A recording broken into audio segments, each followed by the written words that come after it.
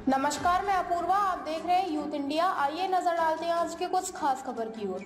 प्रधानमंत्री नरेंद्र मोदी ने विपक्ष की ईडी के गलत इस्तेमाल करने के आरोपों पर जवाब दिया। उन्होंने कहा कि 2014 के बाद ईडी की एफिशिएंसी बढ़ी है।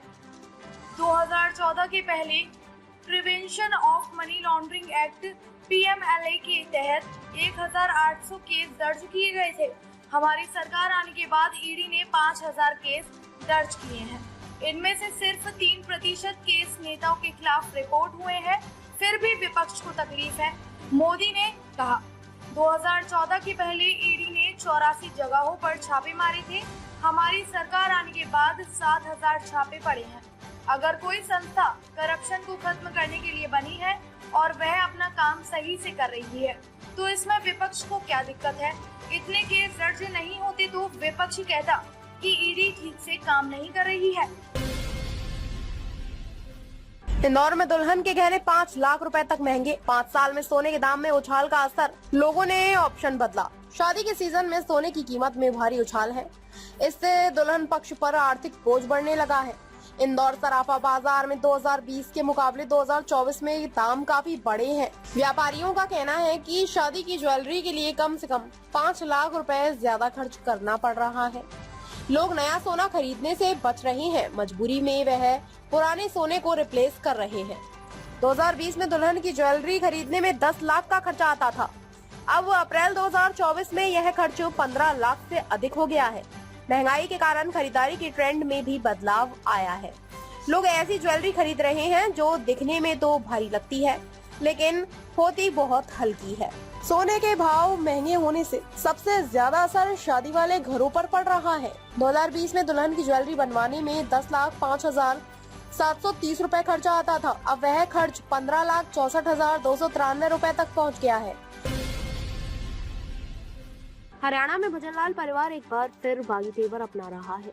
हिसार लोकसभा सीट से भाजपा द्वारा रणजीत चौटाला को टिकट देने का विश्नोई परिवार विरोध कर रहा है। भजनलाल परिवार हिसार लोकसभा से खुद टिकट मांग रहा था, लेकिन भाजपा ने ताऊ देवीलाल के बेटे रणजीत चौटाला को टिकट दे दिया। टिकट फाइनल होने के तुरंत बाद कुलदीप बिश्नोई और भव्य बिश्नोई ने एक वीडियो जारी कर नाराजगी जाहिर कर दी थी। अब रणजीत चौटाला के प्रचार से दूर रहकर दोनों पिता पुत्र अपनी नाराजगी खुलकर जाहिर कर रहे हैं। आदमपुर में शनिवार को भाजपा की ओर से चुनावी शेड्यूल जारी करने के बाद भी भव्य बिश्नोई रणजीत चौटाला के प्रचार अभियान से गायब दिखे। इतना ही नहीं, कुलदीप बिश्नोई अभी तक रणजीत चौटाला के चुनाव कार्यालय में नहीं गए हैं। कुलदीप बिश्नोई के पारिवारिक सूत्रों का कहना है कि कुलदीप बिश्नोई अब भी भाजपा से हिसार लोकसभा सीट से टिकट के प्रयास में है। वह चाहते हैं कि नामांकन से पहले रणजीत का टिकट काटकर उनको उम्मीदवार बना दिया जाए। इसके लिए कुलदीप भाजपा पर पूरा दबाव बना रहे हैं, दिल्ली दरबार में हाजिरी लगा रहे हैं। अनुपा पेम वकार शेख ने ट्रोलिंग पर तोड़ी चुप्पी। कहा, मैं अपने काम को ईमानदारी से निभाता हूँ। नेगेटिव कमेंट का कोई असर नहीं पड़ता। इन दिनों एक्टर वकार शेख टीवी सीरियल अनुपमा में नजर आ रहे हैं। यह शो अनुज, गौरव खन्ना, अनुपमा, रूपाली गांगुली और यशदीप वकार शेख के बीच चल रहे ट्रैक को लेकर सुर्खियों में रहता है। हालांकि सच्चाई यह भी है कि पिछले कुछ महीनों में शो की टीआरपी में गिरावट देखने को मिली। शो के फैंस सोशल मीडिया पर वकार शेख को काफी ट्रोल कर रहे हैं। फैंस थोड़े निराश हैं क्योंकि अनुज और अनुपमा अब अलग हो गए हैं। वकार की माने तो वो शुरू से ही फैंस के इस रिएक्शन के लिए तैयार थी। वकार ने कहा, मैं इससे पहले भी ट्रायंगल लव स्टोरी का हिस्सा रह चुका हूँ। 90 के दशक में मैंने सीरियल हिना किया था। शुरुआत में लीड एक्ट्रेस के अपोजिट कोई और एक्टर थे। 1 साल बाद मेकर्स ने स्टोरी लाइन में बदलाव लाया।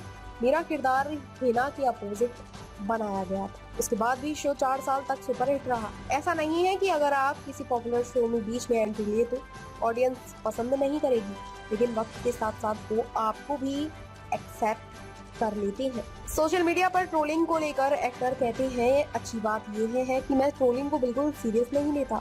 मैं इस प्लेटफॉर्म पर एक्टिव हूँ, काफी एंजॉय भी करता हूँ, लेकिन नेगेटिव कमेंट का मुझ पर कोई असर नहीं पड़ता। मैं अपने काम को ईमानदारी से निभाता हूँ। मैं इस इंडस्ट्री में तकरीबन 30 सालों से हूँ। मुझे यकीन है जो ऑडियंस मुझसे आज नफरत कर रही है, वही कल मुझसे प्यार भी करेगी।